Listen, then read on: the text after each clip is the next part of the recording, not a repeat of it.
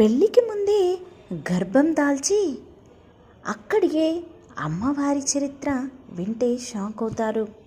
మరి ఆ అమ్మవారు ఎవరు? ఆ అమ్మవారికి పెళ్ళికి ముందే గర్భం రావడం ఏంటి?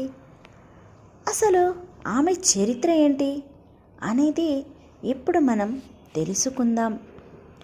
పార్వతీదేవి శ్రీ లక్ష్మి అమ్మవారుగా ఎందుకు జన్మించిందో మీకు తెలుసా? శ్రీ లక్ష్మి అమ్మవారిని సంతానంతో పాటు సకల సంపదలను ఇచ్చే తల్లిగా కొలుస్తారు.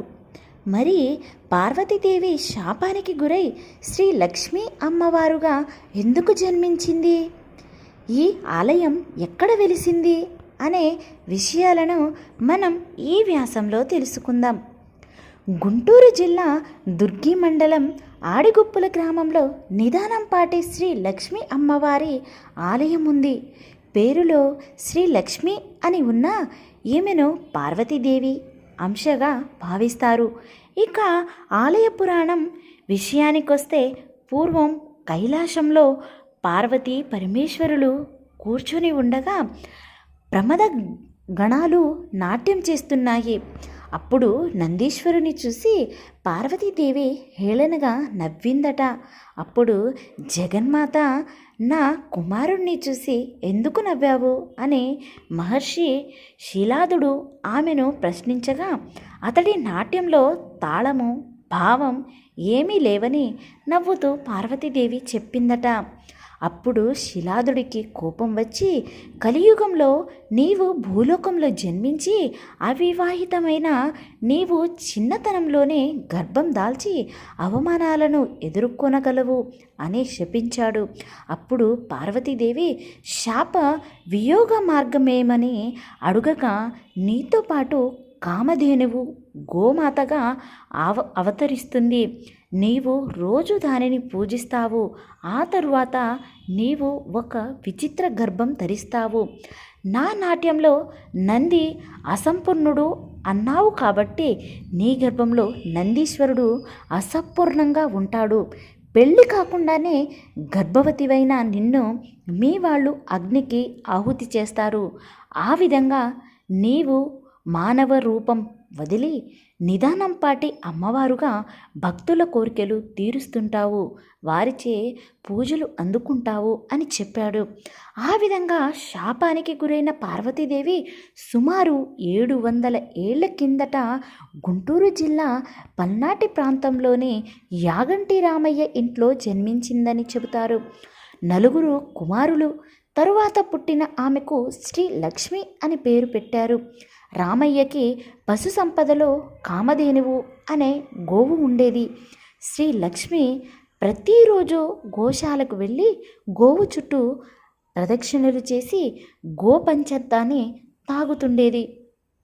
ఒకరోజు ఆ కామధేనువుతో ఆంబోతో క్రీడించింది. ఆ విషయం తెలియని శ్రీ లక్ష్మి రోజులాగానే వెళ్ళి గోమాతను పూజించి గోం పంచాంతాన్ని తాగింది. అప్పుడు ఆమె కొన్నాళ్లకు గర్భవతి అయ్యింది. ఈ విషయం తెలిసిన గ్రామస్తులు ఆమెని వారి ఇంటి వారిని చాలా అవమానించారు. దాంతో కోపానికి గురైన ఆమె అన్నయ్యలు శ్రీలక్ష్మిని పొలానికి పిలిపించి ఆమెకి నిప్పు పెట్టారు. అప్పుడు ఆ అగ్నిలోకి గోశాలలో ఉన్న కామధేనువు కూడా వచ్చి అగ్నిలోకి దూకి ఆహుతైంది. అలా మంటలకు ఆహుతైన శ్రీ లక్ష్మీ శిలగా మారిపోయింది. తరువాత ఆమె ఒక 11 ఏళ్ల బాలికను పూని ఆదివారం నన్ను అగ్నికి ఆహుతి చేశారు కనుక ప్రతి ఆదివారం పసుపు కుంకుమలతో నన్ను పూజలు చేయాలి. నన్ను దర్శించుకునే వాళ్ళు అందరూ కూడా ఎండలోనే నిలబడాలి. నాకు ఆలయాన్ని నిర్మించవద్దు అని చెప్పిందట. అందుకే అమ్మవారు వెలిసిన స్థలం చుట్టూ 10 అడుగుల మేర స్థలాన్ని విడిచిపెట్టి మందిరాన్ని నిర్మించారు. అమ్మవారు దీక్ష చేసే భక్తులు 40 రోజులు దీక్ష పూర్తయ్యాక ఇరుముడులు కట్టుకుని కాలినడకన వచ్చి మొక్కులు తీర్చుకుంటారు. ఈ విధంగా శాపానికి గురైన పార్వతీదేవి శ్రీ లక్ష్మీ అమ్మవారుగా వెలిసి భక్తులకి దర్శనమిస్తున్నారు. ప్రధాన పర్యాటక ఆకర్షణగా గుంటూరు ప్రాంతాన్ని పరిగణించవచ్చు.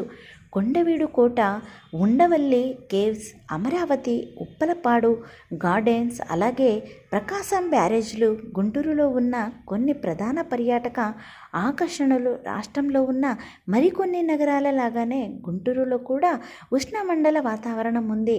ఎండాకాలంలో తీవ్రమైన ఎండ, తేలికపాటి శీతాకాలం ఇక్కడ గమనించవచ్చు.